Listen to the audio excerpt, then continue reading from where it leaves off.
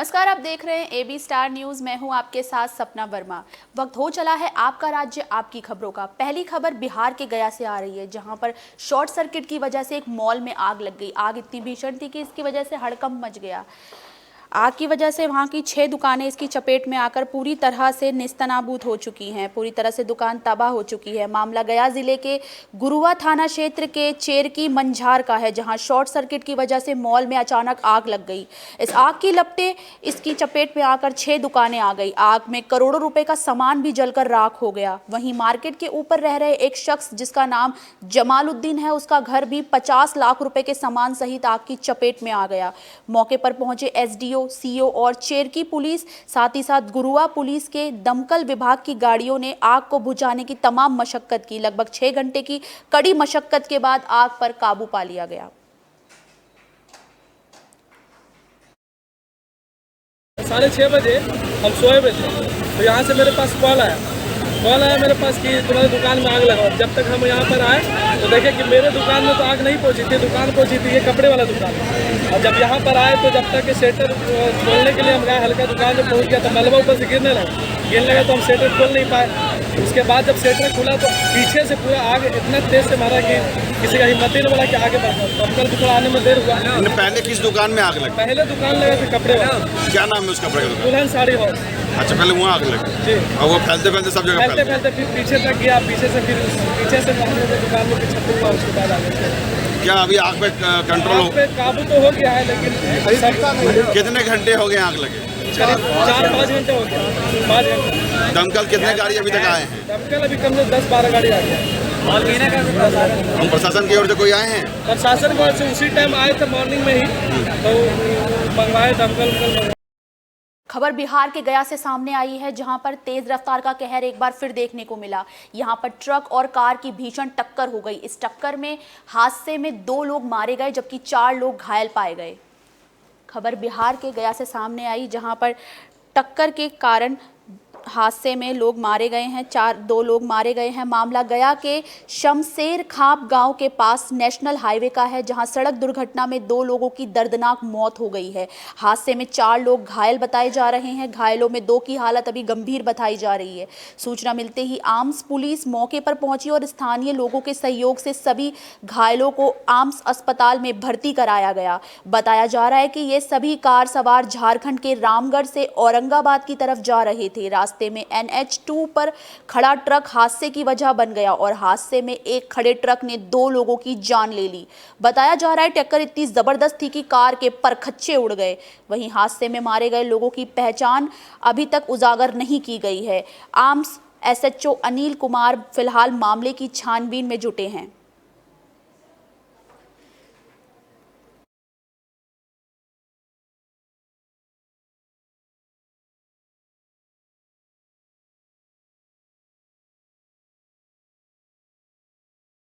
खबर बिहार के गया से सामने आई है, जहां पर अब्दुल काजिम का निधन हो गया है। उनके इंतकाल के बाद से ही उनके घर पर लोगों की तमाम तरीके से भीड़ उमड़ पड़ी। उन्हें श्रद्धांजलि देने के लिए उनके घर पर लोगों की एक भीड़ उमड़ पड़ी। मामला गया से है। कैप्टन अब्दुल अजीज़ का इंतकाल हो गया है। अब्दुल अजीज़ के इंतकाल की खबर सुनते ही लोगों को, जैसे ही उनकी इंतकाल की खबर मिली, उनके घर पर लोगों की भारी भरकम भीड़ उमड़ पड़ी। आपको बता दें कि अब्दुल अजीज़ भारतीय सेना में 16 रेजिमेंट मेरठ में कैप्टन के पद पर कार्यरत थे। उनकी नियुक्ति वर्ष 2008 में लेफ्टिनेंट के पद पर हुई थी। इससे पहले उन्होंने 2017 में NDA की परीक्षा पास की थी। साल 2018 में इंडियन मिलिट्री अकेडमी से पास होकर उन्होंने कमीशन प्राप्त किया था। शुक्रवार को मुंबई के कोकिलाबेन हॉस्पिटल से उन्होंने आखिरी सांस ली। वो कैंसर से पीड़ित बताए जा रहे थे। उनकी अंतिम दर्शन की यात्रा के दौरान नमाज के बाद शहर के न्यू करीमगंज मस्जिद में नमाज ए जनाजा अदा करने के बाद इसमें हज़ारों की तादाद में लोगों ने शिरकत कर उनके लिए दुआ की। इसके बाद करीमगंज कब्रिस्तान में उन्हें पूरे सैन्य सम्मान के साथ सुपुर्दे खाक किया गया। सेना की टुकड़ी ने मरहूम कैप्टन अब्दुल अजीज़ को गार्ड ऑफ ऑनर से विदा किया। इससे पहले जब कैप्टन अब्दुल अजीज़ का शव जब उनके आवास पर पहुंचा तो लोगों की भारी भड़कम भीड़ उमड़ पड़ी। तिरंगे से लिपटे कैप्टन अब्दुल अजीज़ के कंधों पर कंधों को उठाया गया और परिजनों ने वहां मौजूद लोगों की आंखें बेहद ही नम बताई जा रही हैं। सभी ने नम आंखों से उन्हें विदाई दी।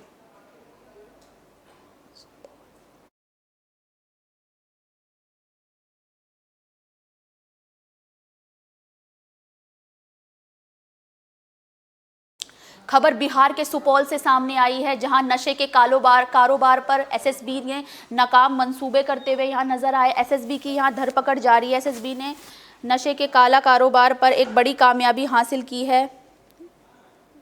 बिहार के सुपौल का मामला सामने आया है। भारत नेपाल पर स्थित अररिया जिले के बसमतिया ओपी क्षेत्र के बेला पंचायत के वार्ड नंबर 7 से 3 युवकों को 5,326 ग्राम हीरोइन के साथ पकड़ा गया है। जानकारी देते हुए बीरपुर थाना अध्यक्ष डीएन मंडल ने बताया कि गुप्त सूचना के आधार पर एसएसबी की 56वीं बटालियन और बीरपुर पुलिस ने संयुक्त रूप से कार्रवाई को अंजाम दिया है।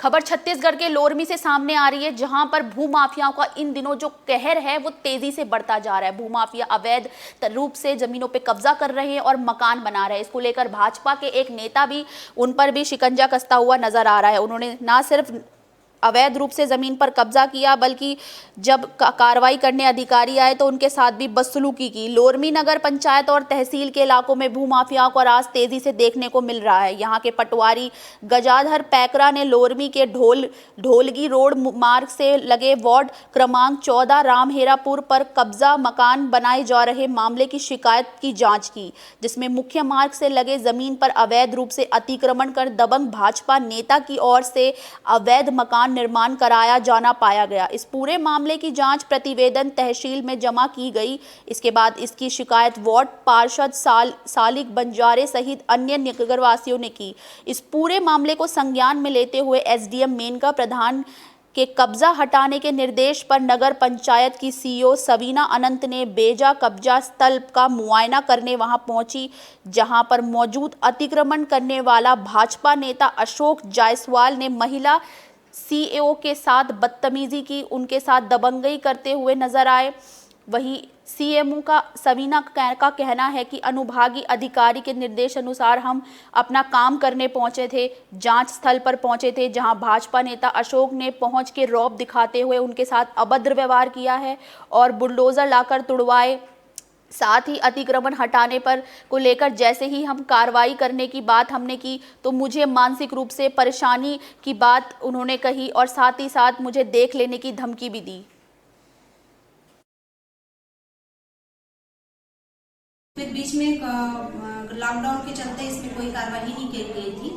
कल फिर नगरवासियों द्वारा फिर से एसडीएम मैडम के पास में शिकायत लेके गए। फिर एसडीएम मैडम से टेलीफोनिकली चर्चा हुई। चर्चा के दौरान ये पाया गया कि मतलब अतिक्रमण है, अतिक्रमण को हटाना है करके आदेशित किया गया मौखिक। तो नगर पंचायत के द्वारा आज नोटिस दिया गया है संबंधित को और स्थल निरीक्षण पूरे नगर पंचायत अमला के साथ मैं गई तो संबंधित के द्वारा काफी बदतमीजी पूर्वक बात किया जा रहा था और अपशब्दों का प्रयोग किया जा रहा था और धमकी तो दी जा रही थी और मैं क्या कर लोगे इस टाइप के शब्दों का इस्तेमाल किया जा रहा था, जो चीज हमारे लिए अधिकारियों के लिए अच्छी बात नहीं है और हम हमारे लिए बहुत हमको शर्मिंदगी महसूस हो रही है कि हम अपने कर्तव्य। खबर हरियाणा के रोहतक से सामने आई है, जहां कृषि मंत्री जेपी दलाल जिला की कार्यकारिणी बैठक में पहुंचे। इस दौरान उन्होंने किसानों के मुद्दों पर जमकर बातचीत की, उन्होंने किसानों के मुद्दों पर अपनी राय रखी।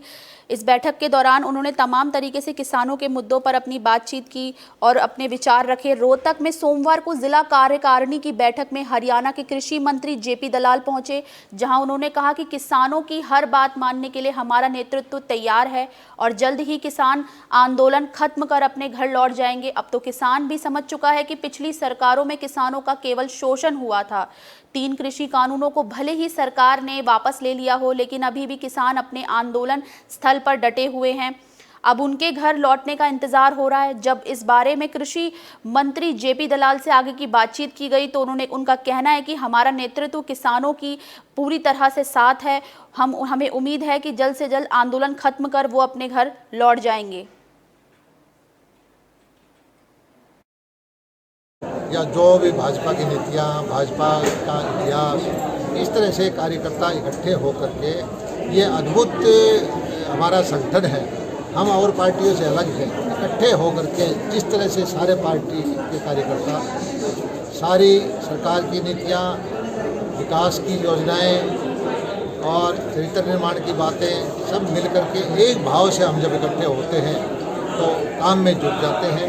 ये सिर्फ भाजपा ही इस तरह की काम कर सकती है, जो दुनिया का सबसे बड़ा संगठन है। और इसी श्रृंखला में रोहतक में आज ये आखिरी सत्र था, इसमें हरियाणा सरकार की उपलब्धियों के बारे में मुझे मौका मिला और जितने विकास हमारी हरियाणा सरकार के वक्त में, खासकर सिंचाई का, बिजली की परियोजनाओं का, ईमानदारी से नौकरियां देने का, यूनिवर्सिटी अलग अलग बढ़ाने का, महिलाओं के लिए कॉलेज बनाने का, हॉस्पिटल के निर्माण का, कोरोना संकट में मुकाबला करने का, जो हरियाणा सरकार। खबर हरियाणा के रोहतक से सामने आई है, जहां एक तरफा प्यार में सरफिरे आशिक ने अपनी माशूका की हत्या कर दी है।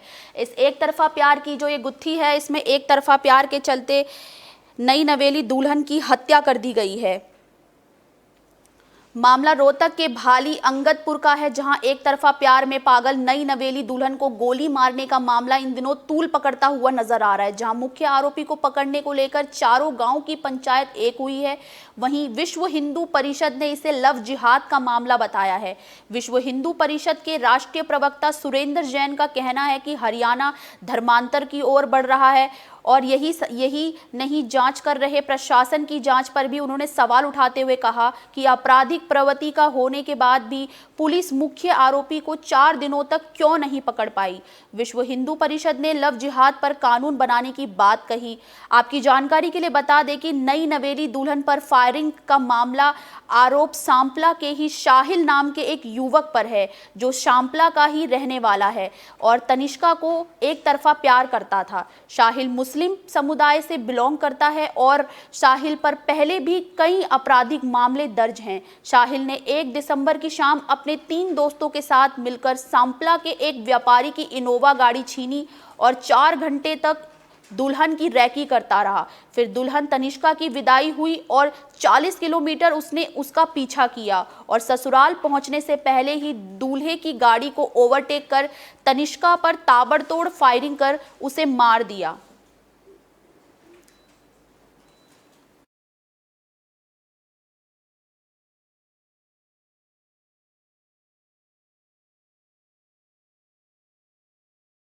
खबर अटारी से सामने आई है, जहां एक महिला ने एक बच्चे को जन्म दिया है। दिलचस्प की बात तो ये है कि बच्चे का नाम बॉर्डर रखा गया है। अटारी सीमा के नज़दीक यहां एक महिला ने नवजात शिशु को जन्म दिया है, जिसके बाद बच्चे का नाम बॉर्डर रखा गया है। अटारी सीमा के नज़दीक एक पाकिस्तानी हिंदू महिला ने बच्चे को जन्म दिया है और उसका नाम बॉर्डर रख दिया। ये महिला उन 99 पाकिस्तान नागरिकों के दल में शामिल है जो अटारी बॉर्डर के बाहर रैन बसेरों में बैठे हैं। ये पाकिस्तानी नागरिक भारत में लॉकडाउन लगने के पहले अपने रिश्तेदारों से मिलने और धार्मिक स्थलों के दर्शन करने यहाँ आए थे। आपकी जानकारी के लिए बता दें कि वतन लौटने के इंतजार में अटारी सीमा के बाहर रैन बसेरों में रह रही पाकिस्तानी हिंदू महिला ने एक बच्चे को जन्म दिया। यहाँ गांव अटारी के आसपास के लोगों ने जहां इस महिला को मेडिकल सुविधा मुहैया कराई, वहीं उनकी हर तरीके से सहायता करने की तमाम तरीके से कोशिश जारी है।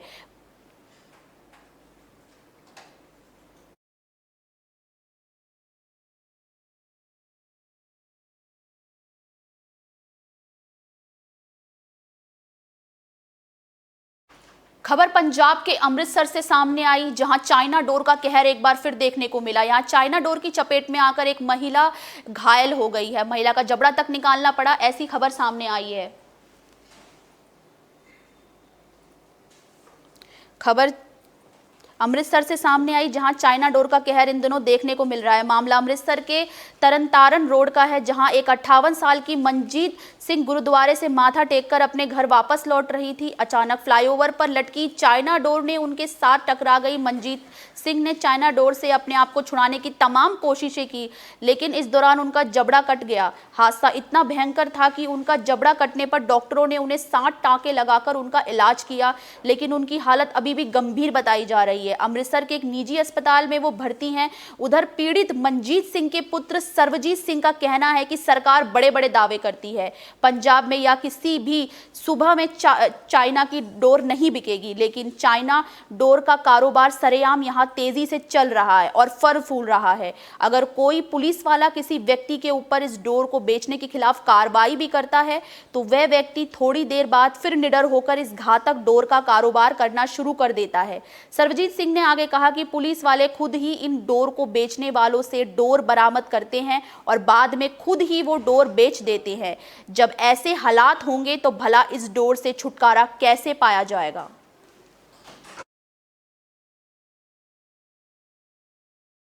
कल एक पेशेंट आया सी मनजीत सिंह ना, ओदा चाइना डोर नाल एक गाल बुल तो लेकर के कान तक पूरा कटा हुआ सी थ्रू एंड थ्रू, काफ़ी ब्लीडिंग भी हो रहा सी। पहले ये किसी और अस्पताल च गया सी, उत्थे शायद सेटअप इन्ना वधिया नहीं सीगा। फिर उत्थों ये साडा EMC हॉस्पिटल लेके आया, फिर राती इलाज किया गया। हुण ICU विच है, पेशेंट स्टेबल है, सब कुछ ठीक है। टाके if you take number of टाके मे बी अराउंड 60-70 लगे होंगे, है ना। तो हुण तो पेशेंट ठीक है, स्टेबल है। जे तुसी चाहो तो एक बारी मिल भी सकते हो सर। काफ़ी डेंजरस हो सकता सी, ये भी डेंजरस ही सीगा। समय पे आ गया हॉस्पिटल, जल्दी हो गया सारे चीज़। पेशेंट दा भी हार्ट दा स्टेटस ना इको काफ़ी 30% ही सीगा, काफ़ी ब्लीडिंग भी होया, हो सकता सी ये जानलेवा भी हो। आपका राज्य आपकी खबरों में आज के लिए बस इतना ही। मुझे दीजिए इजाजत। देश और दुनिया से जुड़ी तमाम खबरों के लिए देखते रहिए AB स्टार न्यूज़। शुक्रिया।